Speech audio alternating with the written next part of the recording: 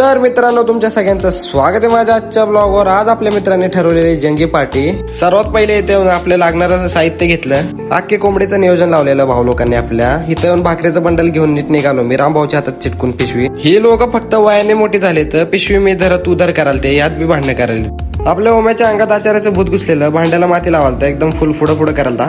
सगळ्यांना काम वाटून दिलती। ओमक्याला लाकडं तोडायचं काम दिलतं आम्ही। पद्धतशीर चूल पेटून चालू केला आमचा धिंगाणा। सुट्टीत द्यायची नाही असं ठरवलं। तेवढ्यात आपल्या ओमक्याने तिकट सांडून दिलं, नाही तेवढा सत्यानाश करून टाकला आणि हसालता बघा कसं। वरचं तिकट गोळा करून ते टाकलं भाजीत। आता पर्याय नव्हता दुसरा। दिसायला तर क्वालिटी दिसाल ती भाजी, आता खाऊन बघूया कसं लागते। आपला रामभाऊ कांदा कापालता, त्यात पण इस्तू लावून टाकला बघा डब्याला। स्वतःच्या हाताने वाढून घेतलं ताट पहिले, जी पाहिजे ती घेऊन टाकलं। बघा सुरा बघा ही एवढा पैसा आहे की झाडच्या पाण्याने भांडे धुवायला थिटे भाऊ आपला। तेवढ्यात रामभाऊ काय म्हणालता बघा। व्हिडिओ काढत जाऊ नको आमच्या म्हणजे खवळते ती घरची मला असलं टाक।